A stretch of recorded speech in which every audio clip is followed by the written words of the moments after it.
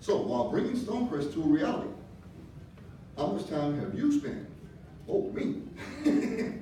And how much personal money have you invested in the new city?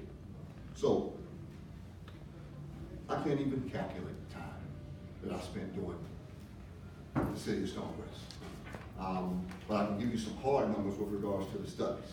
We had to raise $30,000 twice because the first study failed, and then we had to get another study. And then on top of that, with regards to countless amount of hours with regards to what we were doing, working the capital, working those places, being able, as Mayor Honoré said prior to, the relationship that we had to build and uphold with the other legislators in that area. So a lot. We've done a lot. Now, I can't reiterate more that it wasn't just a Jason Lary issue. I led the team, but we had people that were doing that. Also, from the Farrington Park, we'll see them on Wednesday from 5:30 to 6:30. At Farrington Hills, we had two different conflict meetings last night, so we'll make that up with you with regards to Farrington Park.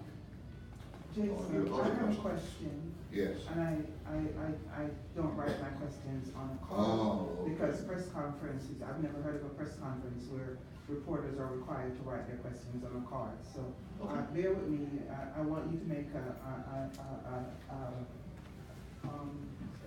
what is the word I'm looking for? Anyway, my question to you is, having listened to what has gone on so far, is in my 25 years plus of covering local government Yes. in both the CAB and when I worked for the AJC, I've never seen a mayoral or any candidate for local government present their tax returns, their medical records.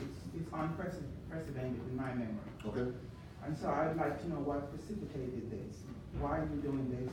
The charter does not require you, any candidate for office to do it. Correct. So what is it that prompted you to do this today?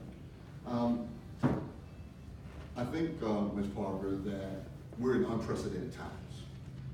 People are looking to vote on their candidates that they know the most information about. And I wanted to make sure that the voters of Stonecrest had the most information on me. And that's why I also, Ms. Parker, challenged the other candidates to do the same. So we are so at a critical point at this point. The voters have to have fact, right information to elect the person that's best suited for the job. So that's why at this point, as you said, Ms. Parker, which I do agree, is unprecedented. Medical records, tax returns, deeds to your home, your FICO score, 728 for me. I'm good. But the reason I'm doing that, Ms. Parker, is that it's an issue now of being completely transparent and for the voters to have all the information so that they can make a decision.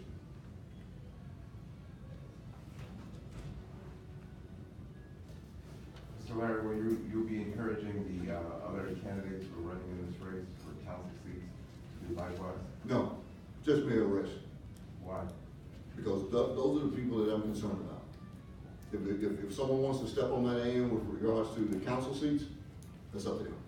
But as far as the mayor's race is concerned, that's what I'm Don't focused you on. think it's just as important for the other members of the government to have the same level of integrity and transparency as you're espousing? I do, but I want to go back to Ms. Jennifer Parker's statement. This is unprecedented with regards to what we're doing at this point, and I don't want to put them on that end of it. They have to put themselves on that end of it. So me pressuring people outside of the governors, outside of the mayor's race, I don't think that would be the right thing to do. But as far as the mayor's race is concerned, where I am, I'm personally challenging Charles Hill and Douglas Favors to do the same. And you said that the background has to be, the person there has to have a bulletproof background. Do you believe that you have that background and that the documents that you provided kind of shows that? So, interesting you mention it. I said the mayor himself had to be near bulletproof. Not, and remember, and I used the word near, but I wasn't really speaking about the person's background. What I'm speaking of is the person's stamina.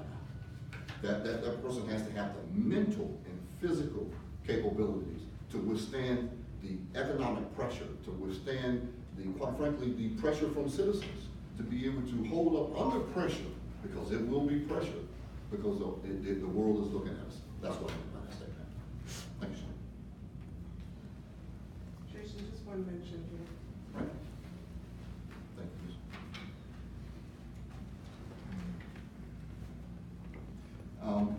Also, we're gonna have NBA grade. Terry Cummings, a resident of Stonecrest, he was gonna attend today, but he had a family emergency, and our prayers go out to Mr. Cummings. Any more questions? So back to why you're only challenging the mayoral candidates Sure. to do this. Do you think the mayor is more important than the rest of the council? I do not, Okay. but my focus is running for mayor. I'm not running for a council seat. My focus is to make sure that the citizens pick the right mayor for the right job.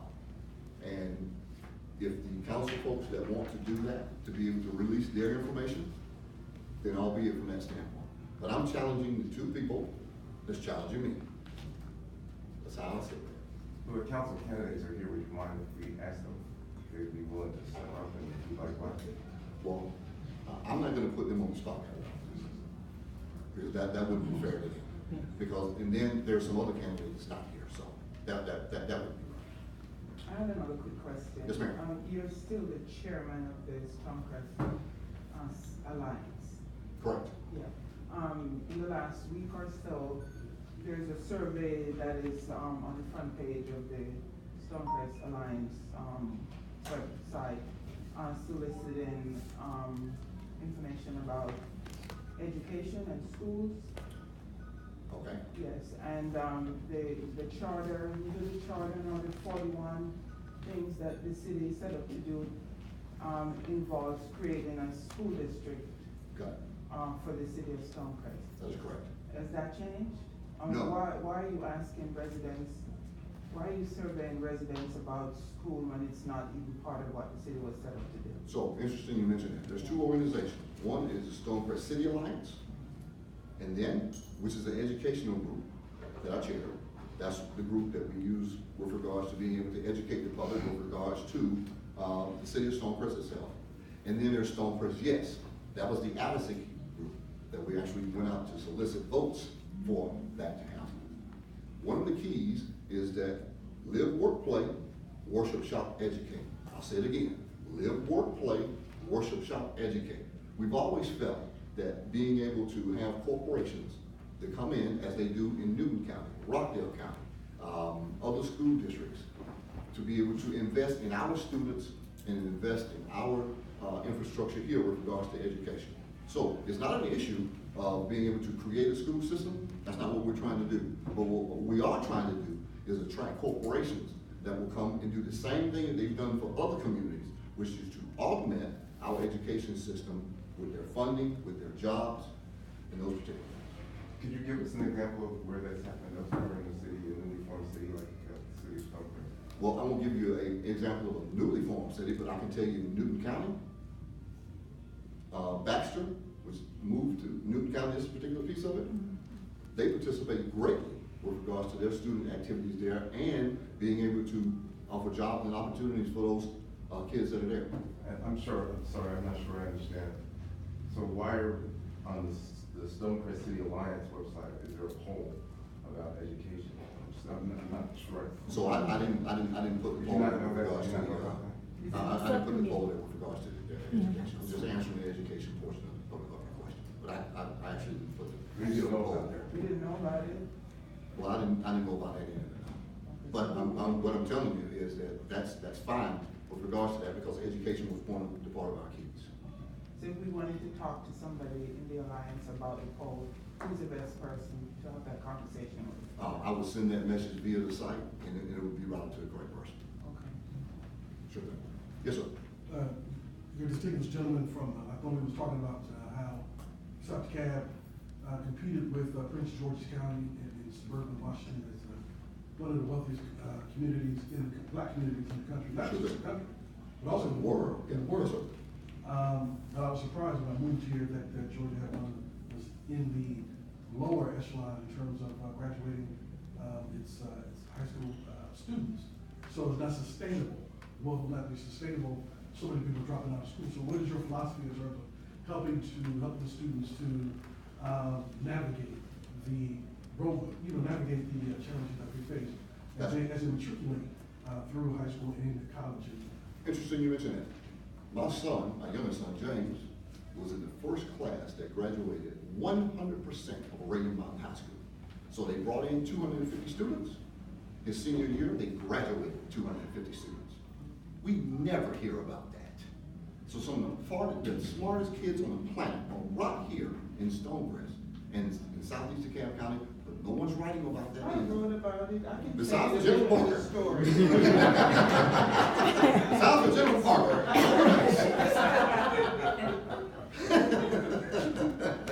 No. But to specifically answer your question. That's not undeniable. Yeah. That's not undeniable, because that's happening in Gotcha. Chicago. There's a school in Chicago where they've been graduating 100% instead of all of them in college.